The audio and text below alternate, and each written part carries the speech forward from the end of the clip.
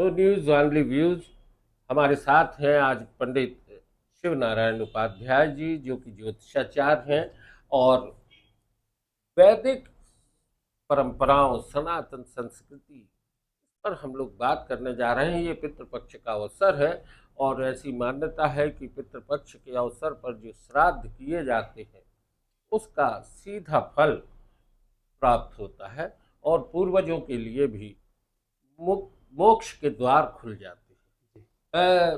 ये पितृपक्ष महत्वपूर्ण क्यों होता देखिए, पितृपक्ष मतलब हमारे पितृ। पितृ मतलब हमारे पूर्वज। ये हमारी वंशावली में हमारे पूर्वज जो होते हैं, ये हमें 16 दिन का जो ये धार्मिक कार्य आयोजन होता है पितरों का, ये इसलिए दिया जाता है कि हम अपने पितरों का, पूर्वजों का ऋण किसी माध्यम से चुका सकें। आज अगर हम किसी जगह पर बैठते हैं या उन्नति का स्तर हमारा बनता है, तो वो हमारे पूर्वजों के आशीर्वाद से बनता है। तो पितरों का तात्पर्य है पूर्वजों से और वंशावली से। है? अलग अलग तिथियां होती हैं। हाँ, अब इसमें जो जिस तिथि में शांत होता है, उस तिथि में उसका अंत्येष्टि और अंत्यकर्म जो होता है, उस तिथि के अनुसार उसके कार्य किए जाते हैं। हमारे यहाँ 16 दिन का ये पर्व माना जाता है। भाद्र मास की पूर्णिमा से लेकर के अमावस्या जो आती है हमारी कृष्ण पक्ष की, इसकी अश्विन मास की, यहाँ तक ये 16 दिन का पर्व माना जाता है। पितृमोक्ष अमावस्या। पितृमोक्ष अमावस्या जिसे बहुत बड़ा पर्व मानते हैं। जो व्यक्ति कभी पितरों के लिए ऋण कभी नहीं कर पाते, कोई कार्य नहीं कर पाते, तो ये 16 दिनों में विधिवत ये कार्य कर सकते हैं। अच्छा, इसका पौराणिक महत्व क्या है? पौराणिक देखिए, एक हमारे जैसे शास्त्र में कहा गया, जैसे श्रीमद् भागवत बनी है, शिव पुराण है, महाभारत है, ऐसी एक गरुड़ पुराण बना हुआ है शास्त्र मत में। और गरुड़ पुराण में इन पितरों के लिए, पूर्वजों के लिए हर एक क्रम के अनुसार पूरा विधिवत उल्लेख दिया गया है कि हमें अपने पूर्वजों के लिए क्या करना चाहिए और क्या नहीं करना चाहिए। ये हमारे गरुड़ पुराण में पूरा इसका वर्णन आता है हर प्रश्न में। महिलाएं भी श्राद्ध कर सकती हैं? देखिए, शास्त्र में तो अगर कहीं देखा जाए तो महिलाओं को श्राद्ध वर्जित है। ये हमारे वंशावली में एक पुरुष वर्ग के लिए दिया गया है। तो पुरुष वर्ग ही करें, अगर पुरुष नहीं है तो फिर किसी उद्देश्य में बहू अगर उस परिवार वंशावली में आती है तो फिर कुछ कर सकती है वो ब्राह्मण के माध्यम से। इसमें आजकल इसमें जो सबसे बड़ा कार्य होता है वो ब्राह्मण देवता का होता है। आजकल जिस तरीके से देखा जा रहा है कि महिलाओं और पुरुषों को बराबरी के दर्जे दिया बिल्कुल। तो कहीं ना कहीं कुछ संशोधन इसमें भी होना जरूरी है। नहीं, देखिए, संशोधन है, लेकिन शास्त्र में जो सम्मित रीति कहा जाता है वो यह है कि जो पुरुषों के लिए कहा गया है वो पूजा के स्थान में या तर्पण के स्थान में, यहाँ पर उनकी उपलब्धता सिर्फ छाया के हिसाब से दी गई है। मतलब आप दूर से देख करके, प्रणाम करके ये सब कार्य कर सकते हैं, लेकिन आप उसमें हाथ नहीं लगा सकते। गया श्राद्ध जो हाँ। होता है उसमें ऐसी एक कहानी आती है कि फल्गु नदी जी। में जब वो सीता जी खड़ी हैं और एकदम से बाहर आता है और वो रेत का पिंड बना के दे देती। तो सीता जी ने तो किया है ना। हाँ, तो मैंने आपसे वर्णन किया, अभी आपने मेरी बातों को सोचा होगा कि मैंने बोला जब जिस वंशावली में पुरुष ना रहे, मतलब बेटा ना हो, नाती ना हो, बच्चा ना हो, उस स्थिति में बहू कहीं ना कहीं उस श्राद्ध कार्य को करने का अधिकारी बन सकती है। यानी कर हाँ, सकती है, कर सकती बहू है, कर सकती लेकिन ये सूक्ष्म आखिरी एक होता है। ये हमारे शास्त्र मत में सीता माता जी का जो उदाहरण आया है, बिल्कुल सत्य है इस बात को लेकर। है। अच्छा, श्राद्ध में जिस तरीके से गया श्राद्ध अनिवार्य है। देखिए, वैसे तो अलग अलग समाज में ऐसा हो गया है, कुछ लोग अपने नर्मदा जी के तट पर ही पूरे कृत्य कर लेते हैं, लेकिन विधान ये शास्त्र मत रीति कहा जाता है कि आपको गया श्राद्ध जाना चाहिए। व्यक्ति को अगर गया श्राद्ध जाते हैं और वहाँ पिंडों का पूरा तर्पण करते हैं आप, तो उससे आपके पितरों को मोक्ष मार्ग का मिलता है। गया में ऐसी क्या विशेषता है? गया हमारे तीर्थों का सबसे श्रेष्ठ धाम माना जाता है पूर्वजों के लिए। जैसे हमारे लिए गंगा है, गंगा जी हैं, नर्मदा जी हैं, ऐसे ही पितरों के लिए ही एक धाम बनाया गया है, वो है गया धाम। इसीलिए वो श्रेष्ठ माना वहाँ पर विष्णु पद भी एक मंदिर है जी। भगवान विष्णु का। वहाँ पर भी कुछ जाके करना पड़ता है। हाँ, वहाँ पर हमारे अलग अलग धाम बने हुए हैं गया में। और गया धाम में जाकर के वहाँ ब्राह्मणों के माध्यम से वहाँ हर एक स्थान पर पिंडदान किया जाता है।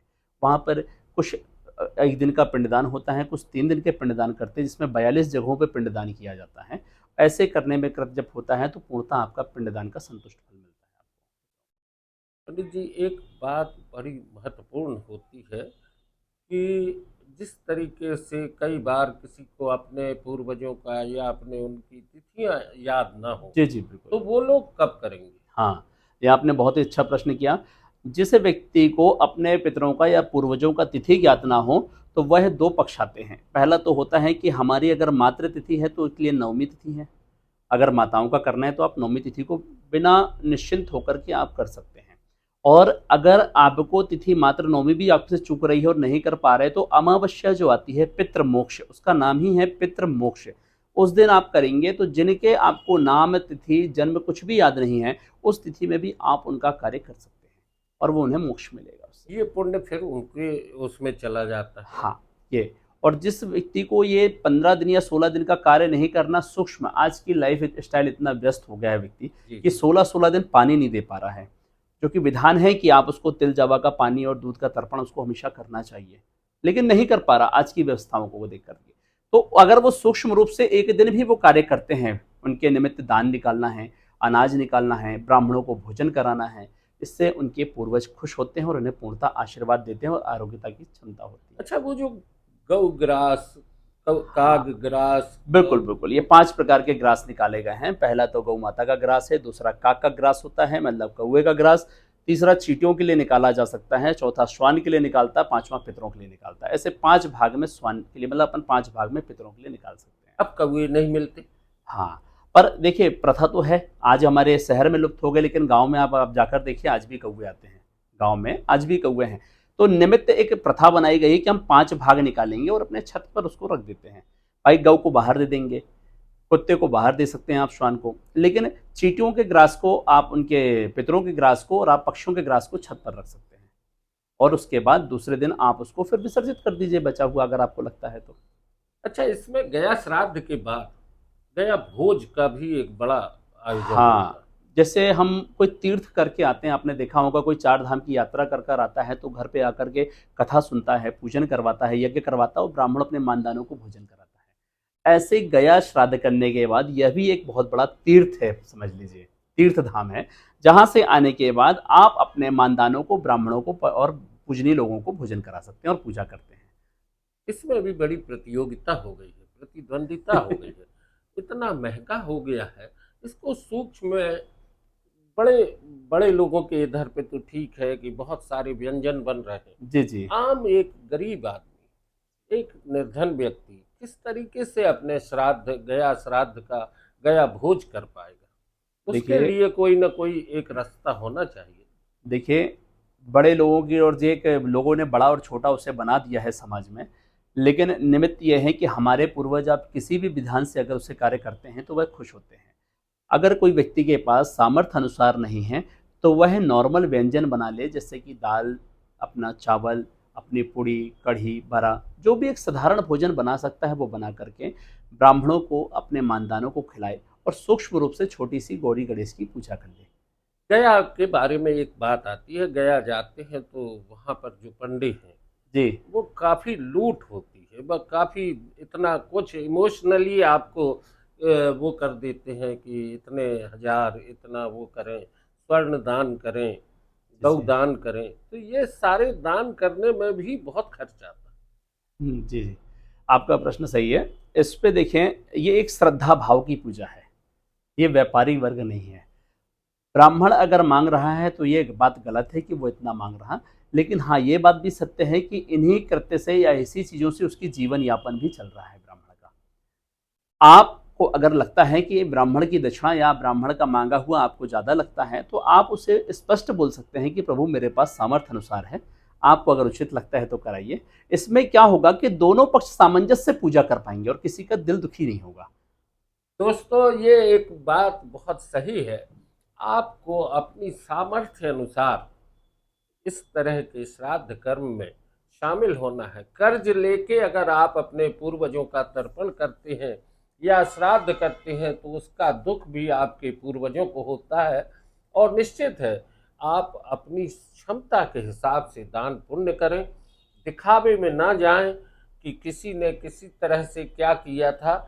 आपके घर में जो व्यंजन है उन्हीं को बनाएं, ब्राह्मणों को अपनी श्रद्धानुसार दान दें और पूज्य पूर्वजों के प्रति कृतज्ञ भाव से अगर आप खड़े होते हैं तो उनका आशीर्वाद आप तक पहुंचता है, बिल्कुल ऐसा मेरा मानना है। नहीं, बिल्कुल और सत्य है। पूर्वजों के आशीर्वाद का फल क्या होता है?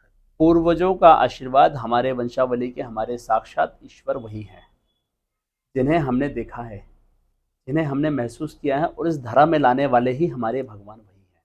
तो अगर उनका हम कृत्य अच्छे से करते हैं तो उनके आशीर्वाद से हम फलीभूत होते हैं, व्यापार में उन्नति होती है, स्वस्थ रहते हैं, निरोग होते हैं, बरकत होती रहती है। हमारे दर्शकों से आप क्या कहना चाहेंगे?